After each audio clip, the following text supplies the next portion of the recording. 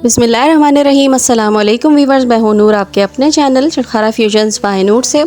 आज हम बनाएंगे भिंडी की एक नई और मज़ेदार सी रेसिपी, जो कि हम बिना प्याज, बिना टमाटर और बिना लहसुन के बनाएंगे।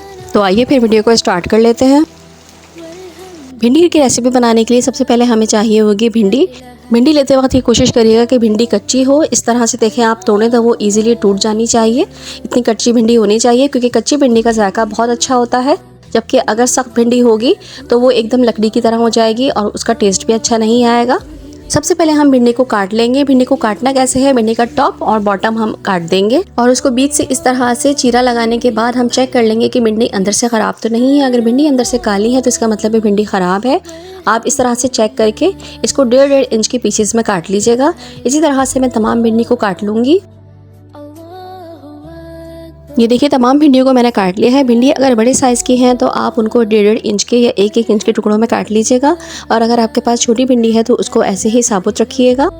अब देखिए यहाँ पे मैंने 2 दरमियाने से थोड़े से बड़े साइज़ के आलू ले लिए हैं। आलू को वॉश करने के बाद पील कर लेंगे। अब मैं इनकी कटिंग करूँगी। एक आलू के मैं 8 पीसेस निकालूंगी। आपके पास अगर छोटे बेबी पोटैटोज़ हैं तो वो ज़्यादा बेस्ट रहेंगे। उनको सिर्फ छील लीजिएगा, उनको कट मत करिएगा, उनको साबुत ही रखिएगा, वो ज़्यादा खूबसूरत लगते हैं। आलू को कट करने के बाद एक बाउल में ट्रांसफ़र कर देंगे और इसमें हम पानी शामिल कर देंगे और इनको डिप कर देंगे। थोड़ी देर बाद हम पानी में से इनको निकाल लेंगे और एक खुश्क कपड़े पर इस तरह से फैला देंगे ताकि आलूओं का सारा पानी निकल जाए।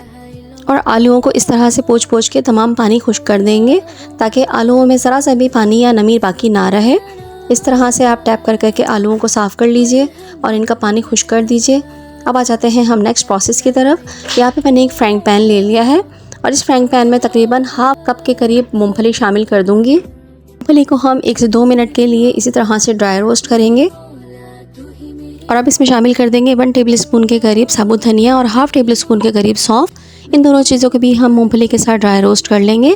3 से 4 मिनट के लिए हम इनको रोस्ट करेंगे। जब अच्छी भीनी भीनी सी खुशबू आने लगेगी तो हम इनको ठंडा करने के लिए उतार लेंगे। जब ये तीनों चीज़ें थोड़ी सी ठंडी हो जाएंगी तो हमें इनको एक ग्राइंडर में डाल के ग्राइंड कर लेंगे और इनका इस तरह से पाउडर सा बना लेंगे। अब एक कढ़ाई में ऑयल गरम करेंगे और जो आलू हमने काट के और खुश्क करके रखे थे वो आलू हम इसमें शामिल कर देंगे और आलूओं को हम उस वक्त तक फ्राई करेंगे जब तक आलूओं के ऊपर एक अच्छी सी लेयर नहीं आ जाती और आलू हमारे 80% तक गल नहीं जाते। ये देखिए आलू के ऊपर एक लेयर सी आ चुकी है फ्राइंग की। अब हम इनको निकाल लेंगे। अब इसी ऑयल में जो भिंडी हमने काट के और खुश्क करके रखी थी वो हम इसमें शामिल कर देंगे। इसको भी हम फ्राई कर लेंगे। इसको हम ज़्यादा फ्राई नहीं करेंगे, बस 3 से 4 मिनट हम भिंडी को फ्राई कर लेंगे और अब भिंडी को निकाल लेंगे। भिंडी को निकाल के भी हम एक अलग प्लेट में रख लेंगे।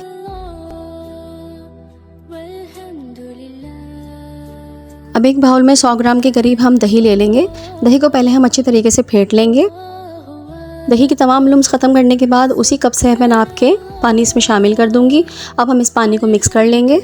पानी और दही को यकजान करने के बाद इसमें डाल दूंगी 1 टीस्पून के करीब सॉल्ट, 1 टीस्पून के करीब मैं इसमें डाल दूंगी रेड चिली पाउडर और हाफ़ टीस्पून के करीब इसमें शामिल कर दूंगी हल्दी पाउडर। इसको हम अच्छे तरीके से मिक्स कर लेंगे। धनिया मैं यहाँ पे शामिल नहीं कर रही हूँ क्योंकि मैंने धनिया जो है वो खुश्क मसाले के साथ भूनकर पीस लिया था। अब इसमें तमाम तले हुए आलू हम शामिल कर देंगे और इसको अच्छी तरीके से मिक्स करके थोड़ी देर के लिए हम इसको कवर करके रख देंगे। अब वही कढ़ाई जिसमें मैंने आलू और भिंडी को फ्राई किया था उसमें से मैंने तेल निकाल लिया है और इसमें मैं डाल दूंगी 1 टीस्पून के करीब ज़ीरा। और यहाँ पे देखें मैंने 1 इंच का टुकड़ा अदरक का ले लिया था, उसको ग्रेट कर लिया है। हम यहाँ पे लहसुन का इस्तेमाल नहीं कर रहे हैं क्योंकि हम प्याज, टमाटर और लहसुन के बगैर ये सब्ज़ी बना रहे हैं। थोड़ा सा हम इसको फ्राई कर लेंगे। अदरक का कच्चापन निकल जाए तो मैं यहाँ पे 3 छोटी वाली जो पतली वाली हरी मिर्ची होती हैं उनको काट के शामिल कर दूँगी। इससे इस मसाले का टेस्ट बहुत ही ज़्यादा मज़ेदार हो जाता है। मिर्चों को भी हम 1 से 2 मिनट के लिए फ्राई कर लेंगे। जब ये तमाम मसाला अच्छी तरीके से फ्राई हो जाएगा तो इसमें दही और आलू जो हमने मैरिनेट करके रखे थे वो हम इसमें शामिल कर देंगे और इस मसाले को हमें जब तक पकाना है जब तक तेल अलग से हमें नज़र नहीं आने लगता। ये देखिए 2 मिनट हो गए हैं इसे भूनते हुए मुझे। अभी मुझे इसको मज़ीद भूनना है। हमारा मसाला दानेदार सा ना हो जाए और तेल हमारा सेपरेट ना हो जाए। ये देखिए तेल ऊपर आने लगा है और मसाला भी हमारा दानेदार सा होने लगा है। अब जिस बाउल में हमने आलूओं को मैरिनेट किया था उसमें मैं थोड़ा सा पानी शामिल करके वो भी इसमें शामिल कर दूंगी और इसको ढक के हम 3 से 4 मिनट के लिए पकाएंगे। फ्राई करने में आलू हमारे हाफ डन हो गए थे और जो हमने भूना है उसमें और 3 से 4 मिनट दम पे रखने में आलू हमारे अच्छी तरीके से गल चुके हैं। अब जो भिंडी हमने फ्राई करके रखी थी वो हम इसमें शामिल कर देंगे। यहाँ पे मैं आपको याद दिलाती चलूँ कि अगर आपको मेरी वीडियो अच्छी लग रही है तो वीडियो को लाइक कर लीजिए और आगे शेयर भी कर दीजिएगा। और अगर आप फर्स्ट टाइम मेरी वीडियो देख रहे हैं और मेरे चैनल पर नए हैं तो मेरे चैनल को सब्सक्राइब कर लीजिए और बेल का आइकन भी प्रेस कर दीजिएगा। भिंडियाँ शामिल करने के बाद हम इस मसाले में तमाम भिंडियों को अच्छी तरीके से मिक्स कर लेंगे। अच्छी तरह से मिक्स करने के बाद इसको 3 से 4 मिनट के लिए मैं हल्की आंच पे दम पे रख दूँगी कवर करने के बाद। ये देखिए 3 से 4 मिनट हो चुके हैं और माशाल्लाह माशाल्लाह कितनी ज़बरदस्त इसकी शक्ल लग रही है।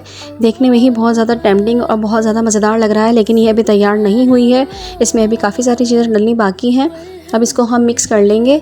मिक्स करने के बाद मैं इसमें वो मसाला शामिल कर दूँगी। तमाम मसाला इसमें शामिल करने के बाद हम इसको अच्छे तरीके से फिर से मिक्स कर लेंगे। अगर नमक कम लगे तो इस स्टेज पर आप नमक भी इसमें ऐड कर सकते हैं। अब मैं यहाँ पे शामिल कर दूंगी पूरे 1 नींबू का रस, या फिर आप 2 टेबलस्पून नींबू का रस इसमें शामिल कर दीजिएगा। अब इसमें हाफ़ टी स्पून के करीब मैं गरम मसाला शामिल कर दूंगी। बहुत ही ज़बरदस्त और बहुत ही मज़ेदार सा इसका टेस्ट इससे हो जाता है। एकदम ढाबा स्टाइल की तरह की ये सब्ज़ी हमारी बनके रेडी होती है। तमाम चीज़ों को हम अच्छे तरीके से मिक्स कर लेंगे। मिक्स करने के बाद मैं यहाँ पे थोड़ा सा पानी इसमें शामिल करूँगी। आप चाहें तो आपको जितनी ग्रेवी रखनी है आप रख सकते हैं, लेकिन अगर आप चाहें इसको भुना हुआ बनाना, लिपटा लिपटा सा मसाला हो भिंडी और आलू में, तो आप इसको वैसे भी रख सकते हैं।